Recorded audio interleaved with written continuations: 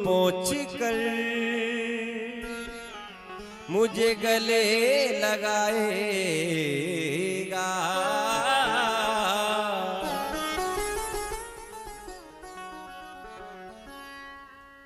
जाने कब आएगा मुझे अपनी बनाएगा।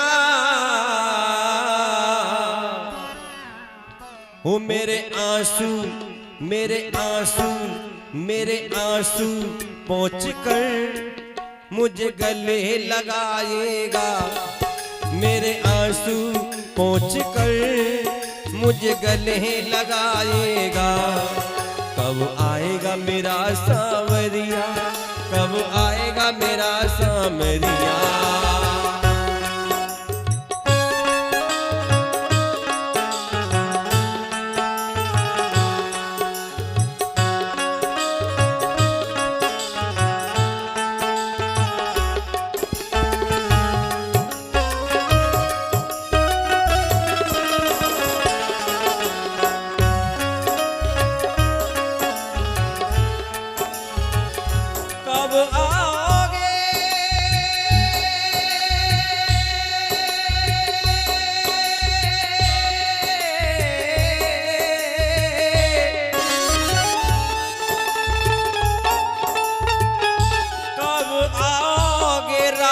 तुम पीर भई हैं ढेर, नैना बरसत थक गए, कहाँ लगाई दे।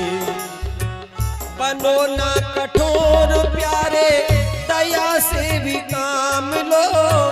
बनो ना कठोर प्यारे, दया से भी काम लो। आकर के प्यारे मेरे दामन को थाम लो। कब तक तड़पाएगा, कब तक ये रुलाएगा। कब तक तड़पाएगा, कब तक ये रुलाएगा। मेरे आंसू मेरे आंसू मेरे आंसू पहुँच कर मुझे गले लगाएगा। कब आएगा मेरा सांवरिया, कब आएगा मेरा सांवरिया।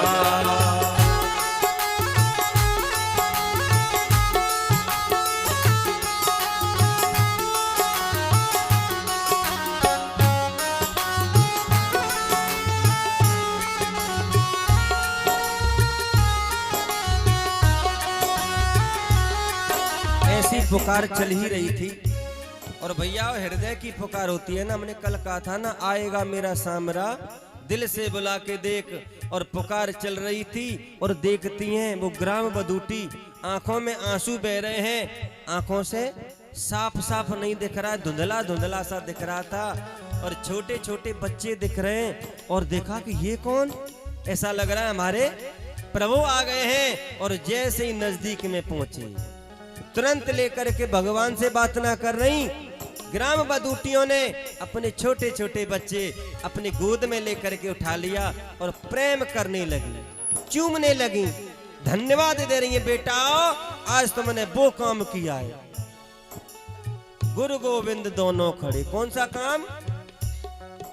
बलिहारी गुरु आपकी सो गोविंद दिए मिलाए। और फिर भगवान का दर्शन करती करती ही रह गई। भगवान दर्शन दे करके फिर आए हैं वापिस। फिर पुष्प वाटिका में फूल लेकर के आए हैं। वहाँ सारी बातें हुई हैं। सीता जी ने पुष्प वाटिका में देख लिया था, भगवान का दर्शन किया था। और फिर अगले दिन धनुष यज्ञ, बड़े बड़े राजा आकर के, देश देश के भूपति राजा आए, सब बैठे हैं। विश्वामित्र जी के साथ राम जी लक्ष्मण जी भी आए। और आकर के जनक जी ने कहा कि मेरी शर्त क्या है कि जो भी धनुष को उठा देगा। अब राजा आते हैं और आकर के धनुष कुल मिला करके सबने कोशिश कर लई। भूप सहस दस एक ही बारा, लगे उठावन टरैन तारा, नहीं उठा। उसके बाद भैया फिर जनक जी दुखी हुए और दुखी होकर के कहा जितने भी राजा इस सभा में बैठे हैं, मैं उनसे कहता हूं कि वो अपने अपने घर चले जाओ। मैंने सबकी वीरता देख ली। आज के बाद कोई राजा ये मत कहना कि मैं वीर हूं, मैं वीर हूं। चले जाओ अपने अपने घर। और मैं तो यही समझूंगा, बोले क्या, कि मेरी सीता जी का विवाह ब्रह्मा जी लिखना ही भूल गए। ऐसी बात कही तो लक्ष्मण जी क्रोध में भर के तुरंत खड़े हो गए। जनक कही जस अनुचित वाणी, विद्यमान रघुकुल मन जानी। ए जनक जी, आप जी का शब्द नहीं लगाया, ये तो हमें कहने में, क्योंकि जनक कहे ना हम तो अच्छा नहीं लग रहा है। लक्ष्मण जी ने तो सीधे सीधे प्रहार कर दिया। जनक कही जस अनुचित वाणी। आप भूल गए कोई रघुकुल शिरोमणि, एक भी रघुकुल का कोई वीर योद्धा मेरे प्रभु बैठे और आप कह रहे। फिर कहा लक्ष्मण जी ने, बोले सुनाओ, आदेश नहीं है मेरे को, तुम तो जो धनुष की बात कर रहे हैं, पूरी पृथ्वी को उठाऊं, 100 योजन उठाए के इधर लेके धर भागूं, इधर लेके धर भागूं, और ऐसे फोड़ दूं जैसे मिट्टी का कच्चा घड़ा। अब तो राजा घबराए, बोले छोटो सो इतनी बड़ी बात। जब बहुत बात हो गई, राम जी समझ गए कि बहुत है। नयन तरेरे राम, राम जी ने अपनी आंखों के इशारे से लक्ष्मण जी को बिठाया। फिर विश्वामित्र जी ने कहा,